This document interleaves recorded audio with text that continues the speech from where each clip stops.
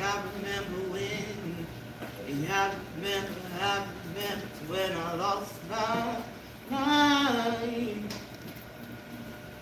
There was something so special about that place. Leaving your emotions having that go in so much space. I remember the day I broke. It was July 26, 2015. I remember laying in pain in bed for hours, excited for your arrival. I knew you'd be premature, but I had faith. I was ready for whatever it would take. I remember the doctor walking in the room telling me you weren't going to make it. I remember this specifically because she didn't have enough bedside manner to ask if I was okay after delivering such devastating news. Your sunrise to sunset, in those few moments I watched your entire life before me.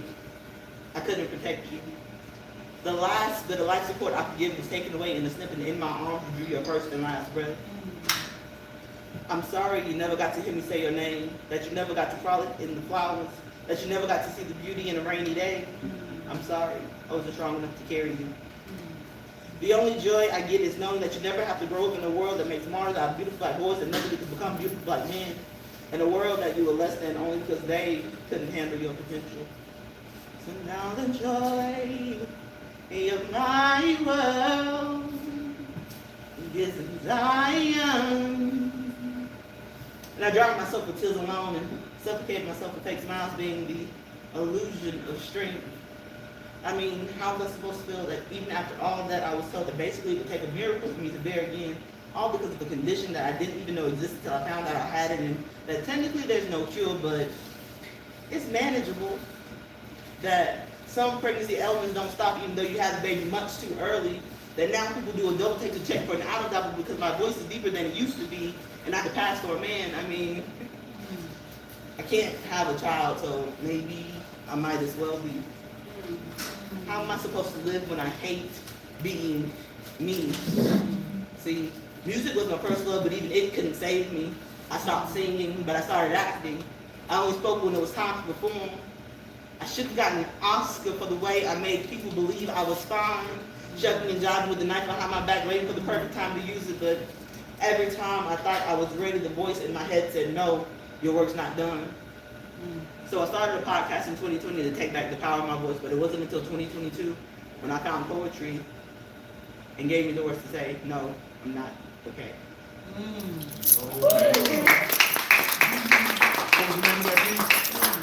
The Journey Back.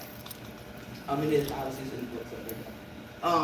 I intentionally don't do this one on stage because sometimes I can make it through, sometimes I can't. So that happened in 2015. So from 2015 to 2020, there was times when I say I would go weeks without talking because I couldn't stand the sound of my voice because it was different than what it used to be. Like I would have people look me dead in my face like, sir, my voice isn't even that deep. I mean, it comes in handy now because I want to be on the phone for my husband to be like, oh no, we need to talk to your husband. Okay, I'll have him call back. Couldn't hang up, did he? No, you don't do that.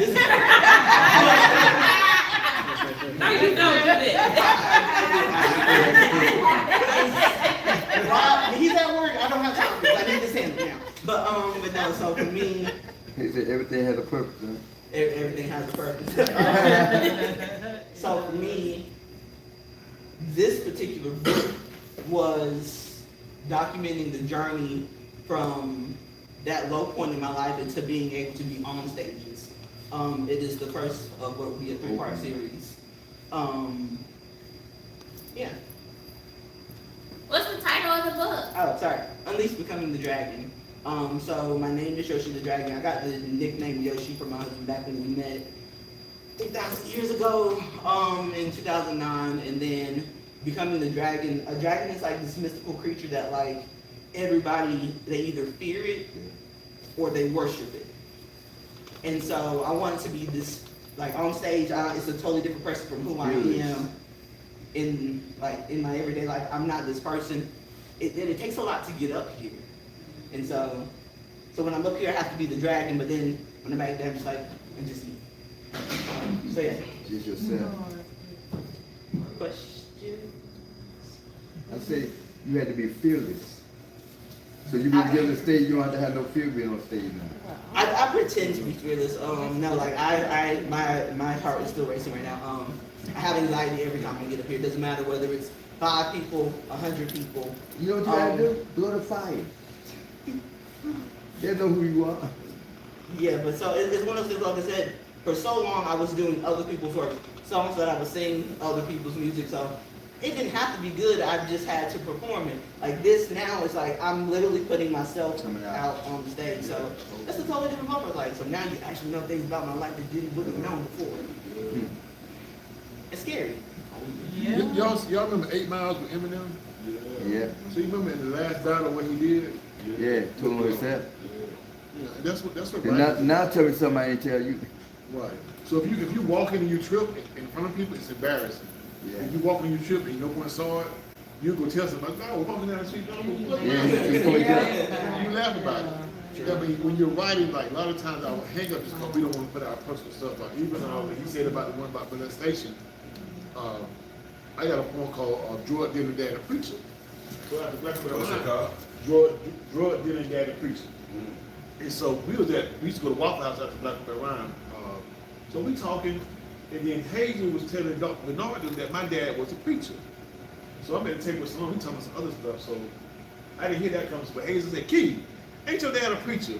I was like, "No," and went back to talking. So she don't walk up on me to my, "Your dad is a preacher." I said, "My dad ain't no preacher. I trust me on that." Then she said, "You said it in your poem." I said, "That's a poem." So when I was the crazy part was, I said, "Hey, do you know how that poem started off?" She said, "How?" I said, "That poem says she went from, y'all excuse my English. They say she went from sucking thumbs to sucking dicks. She went from being the lucky one to fucking tricks." I was talking about my mom in the poem, but the poem was not a true story. I was, you know what I'm saying? So I was scared to say that about my mom if it was true. All she remembered was how the poem sounded so real. Because in the poem it said, "You don't believe me, ask my mom and dad and they'll tell it to you." That's the line in the poem. This poem 10 years old, she thinking my dad was preaching for 10 years. And argue me down. You can imagine She's still in her eyes. Tell us somebody's story. I bet you can imagine what she thinks about your poor mom. I ain't get that poem since. But have you ever tripped and you was able to make it where it looked like you were just perfectly walking the style, but you wasn't really falling, you were just Even I'm consider you for slamming. and every time you fall they get back up like it's Sue you a for slamming. great dancing move. And so instead of you having people laugh at you, you laughing with them. Question, you said something about you started a podcast. Is that still going on? No, I haven't. Okay. You put it back there. I don't do that one anymore, but I am backing another one currently. That I host occasionally to still be out there. Because some people won't let me hide in the shadows anymore. What's some do's and don'ts of podcasting that you learned? For me, I don't like when everybody's talking about the same thing because everything doesn't need to be a think piece. Everything doesn't have to be serious. I like when whenever I have a guest, we can have a genuine conversation that can go anywhere. That's fluid. It's not planned out. It's not. Sometimes we get so stuck on the structure that if every episode is going to be the same, there's no point in me listening to every episode. Like if you're going to ask the same 5 questions, if you're going to do the same exact format every time, I'm not going to watch every podcast. I'm not going to listen to it every time. So yeah, that's what I mean. It's like you have to be original and still authentic. And I think that several podcasts that I listened to lately that were losing the authenticity behind it. Like I don't care much about politics, so I'm never going to ask you guys a political question. Because at the end of the day, I don't actually care. I mean, I care about what's going on, but like, I'm not going to get into a whole debate with you about, oh, well, da-da-da. No, this is what this is for. This is about us having a good conversation and hopefully inspiring somebody. And so, like, with everything I do, I hope that it inspires somebody to do something to come out of their shell like I had to do. When I say the book was pretty much written, but I let it sit there for like weeks before I actually kind of was like, okay, send it to the printer. No, I'm gonna wait a little bit longer, and then I finally one day I set a date, and I was like, "This is the date," and then do it with it. Because I think that's another thing that people don't do is they have a goal in mind, but they don't put a date on it. And so not say like don't give yourself an unrealistic date. Don't like, oh, I'm gonna raise $1 million by next week. Let's be realistic with our dates. But however, you have to put a date on it because with that date, it gives you the sense of urgency. It gives you the steps that you can work backwards from. So if you say, oh, I want to start a line, all right, give yourself 2 months. My line is going to start November 31st. So that gives you the time to get whatever you need to get, whether it's getting somebody on the website, somebody designing stuff for you, researching, and so always set a date for whatever the goal is. So it's crazy that she said about a date. So who said they worked in prison? So in prison, so say you get 5 years, and them prisoners know how much time they got and how much game time they got. They got an end date. I just got survived the day. That's my jump date. In the army, you at war. You could be at war and not see it into it. But they tell you you're gonna be here to this day, you start counting down from that date. So those dates are very important, y'all. Oh yeah, they tell me every day. Oh, I EOS in 26 days. So many of them will come and tell you because they're so excited about that EOS date, the end of sentence. And they, you know, and you can tell, you know, there was one lady, when I got there, she was like, I got 5,000 something, you know. And I'm like, why is she telling me that? But every time I saw her, she told me all the way down until she say, I got one more day. So as they're in captivity and in war, and they got a date. Here we are free. Make a date, y'all. Like that's a good point. So a lot of our projects or goals fail because what we're trying to do is too much at one time. So like I said, that dates, that means they give you 2 weeks to do this, 2 weeks to do this, 2 weeks to do this. And so versus trying to have one big goal, it's like it ends up being like 10 smaller goals that are way more manageable, way more achievable, and then you get a momentum going. Versus I don't know how I'm gonna start this project, but I need to get it done. Right. Yeah. So and You then get like overwhelmed. right, and so some people try to work linear as they start like step 1 through no. You need step 10 first. And then build out 1 through 9 to get to 10. Right. That's all right. I'm enjoying y'all today. I forgot to say that I am the CFO of Natasha Inspired Craftsman Events LLC, so Black owned woman business. What was the name of that? Natasha Inspired Craftsman Events. I never knew your real name. Yeah, that is my Natasha is my real name. Is that all that you do? What all do you do now? And watch before you hold up. Could you grab that mug and bring it to me? Oh, I grabbed it. It's right here. You go ahead. She made this right here too. Yeah, she made my mugs, y'all. They real nice. Touch it, put it. This goes with it. That's a stand. No, this is just a She stand. can do her own spin. So I do promotional gear, t-shirts, logos, She's a event chef. flyers. And not to cut you off, I need a logo. all of us got product here, right? That'll look good on your table. If it's just with your book on it, you know what I'm saying? That's self-advertising. And then you support another business at the same time. And y'all cross-market with each other. Like this table right here, it's 2 people on that table, cross-marketing. Like sometimes make their customer yours and vice versa. And so I'm glad you said so. Like that's the other thing too when you were asking like the podcast thing. So there's 3,000 podcasts out there. Same way there's 3,000 brands of bread. If it's something that's your goal, still do it. Just because you know 5 other people that's doing it, it doesn't matter. Some of it is for you. I know 15 other people that make shirts, but they don't do it the way I do. Period. They don't know the people that I know. And they might not do it on time. Period. Or that, and so. Why you look at fish? Look, why you look at fish? And like the other people are people who like to be gatekeepers. We ain't got a gatekeeper. I can teach you how to make shirts and we can still make money. Because I might have a big order that I can't do the whole order myself, but hey fam, I'm gonna split this order with you, we both got it done. Because I taught you the steps. More importantly, I'm from Birmingham, so I know different people than y'all know, so I know somebody in Mobile that makes sure, oh no, I'm not down there, but I got you. I know exactly where to go. So marketing and networking with people makes life so much easier. And then like Portia has definitely made it a lot easier because I've been traveling, so like I've been meeting people all over the place. Networking. What did you do to get out that dark place you were in during those years? I paid my light bill. Oh, right.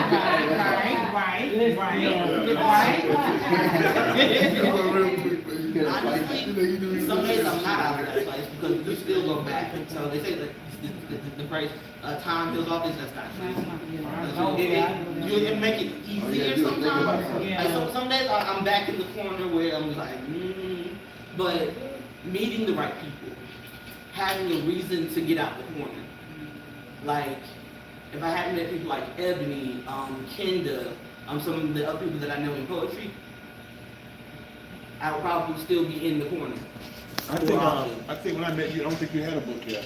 I did. You bought it. You didn't know it, huh? Support, period. Maybe that's what it was. Hey, the light wasn't on yet. Oh, was it? It was something you wasn't doing. Was it performing?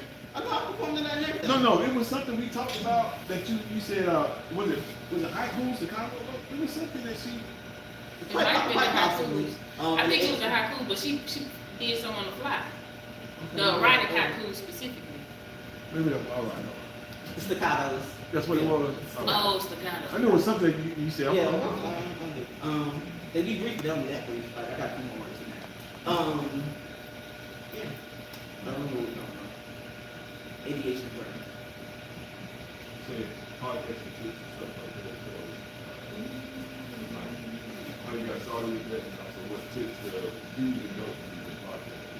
So, like I said, literally it was. Oh no, she said the dark place. Yeah, so there's really no such thing as being completely out. There's no such thing as being 100% healed. Because again, so I lost my son, but so every once in a while, like I'll see a movie, a child thing. I might be ooh, I might be okay. Every time I see that about a kid getting abused, I'm like, Lord, why couldn't I have my child? I wouldn't have abused my child. So it's one of those things like you just have to remember the reasons to come back out the corner. And again, it's okay to be sad. It's okay to be in that dark place. But just making sure that you have a reason to come out. You ever thought about Go ahead. You ever thought about starting a support group for Yeah, that'd be therapy for you. No, only again. Okay, so telling on myself again, anxiety type thing. If I could figure out how to do poetry and not be the person standing up here, I do that. Let me know. But unfortunately, nobody can tell my story like I tell my story. So Oh, not to cut you off, but if she wasn't a poet, guess what she wouldn't be right now? The person standing up here, we wouldn't be getting this not a fun right now. So you'd be surprised some stuff you don't want to do, and You find out Go who you ahead. are while doing what you didn't think you could do. Yeah. Yeah. Look, have you ever had a smell that brought you back to that dark place? no, there's not any smells that bring me back to it. Honestly, I usually go back in anger. Like I said, when I see somebody mistreating a child or hear about things, those are the It's things that that bring me back. traumatizing. Those are the things that bring me back. Or like the experience that I had. So now I know I have PCOS. So I said that the disease I didn't know existed. So because I have PCOS, and it's more not known. It's more people have it than we realize. But for there to be not a lot of information about it, and everybody's version of it isn't the same. So some of the women that you see they struggle with chin hair and such. Oh, yeah. PCOS, and so they're doing more research on it now, but like pretty much all that she was just like, oh, you have polycystic ovaries. You can't have kids anymore. You'll have to do the egg thing and all that random stuff. So I don't want to pay $10,000 for a child to possibly have a child. And that's before insurance, by the way. Another conversation today. So your question was about the support group. I will support somebody else's support group. I will help somebody put one together. I don't want to live in that and be the person that I can be a listening ear, but I don't want to be the person that everybody comes to because I know my emotions still aren't regulated all the time to be that type of person. But I gather information that this person has a support group or they have a support group for this. I'm not going to lead it because I do 3,000 things already, and I don't want to ever somebody need me and I not be able to be there for them in that type of a group, which is why I haven't done. And again, I don't want to be in the spotlight. But you So you should adopt and you can't come to the light. Huh? Y'all have any more questions? I tiptoe in every once in a while, show my face, smile, and then tiptoe back out. How would you describe your poetic style? Definitely unique. It is. I came into poetry at a weird time, at a weird spot, like with Clubhouse. So listening to different poets, and then kind of like, so I don't write in any sort of form. You know, there's like haikus, sonnets and such that I free write. So whatever thought I have gets put on the page. There's no rhyme scheme. I'm not worried about, oh, does it have this many syllables? I don't do any of that. And so that allows me to be genuine and open. Like, if I want to speak through this part, I can speak through this part. If I want to slow down here, I can slow down here without trying to put it in this set form of words, number of syllables, number of, because again, if it becomes a job, I don't want to do it. So writing freeform like this keeps it fun, keeps it unique, keeps it where I need it to be. Keep you isolated. No, not isolated. You know, There's lots of poets that write it like this. Just for me, it works. It's like I know several poets that like they know all the forms of how to do it properly, and I don't do proper poetry. I do spoken word if you have to put a label on it. You know, I was mentally ill, right? For 9 years, my mind was gone. I was depressed every day, every night. I didn't want to be in my body. I was like trying to find a way to escape. And I was embarrassed because I remember all the great works I did for me to actually lose my mind. Like, God, why would you take my mind when I'm trying to do good? And that Paul said, every time I would do good, evil was always present. It was like my life became so evil. I hated me.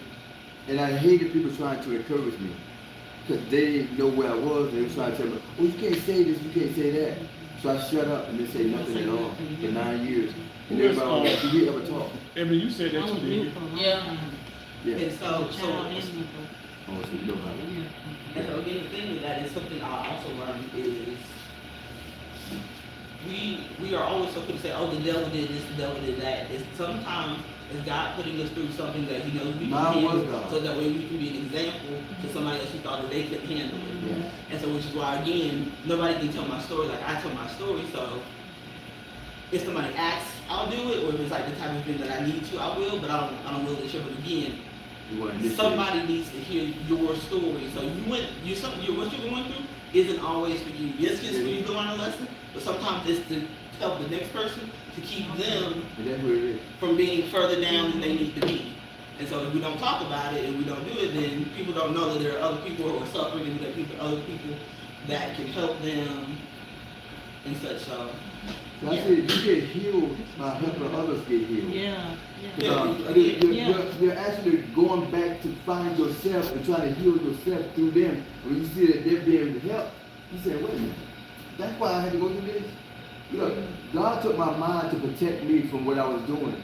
I was doing so much good, and I was expecting some good to come back to me, and I didn't get it. So therefore, I was doing it, and everybody was loving me just as long as I could do it. But when I lost my mind, everybody left away. And then I was like, God, what's going on?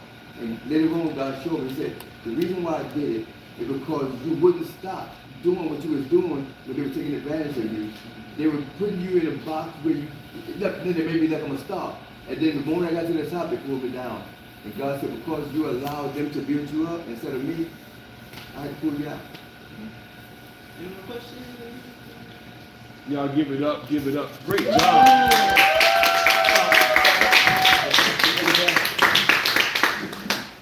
I appreciate y'all.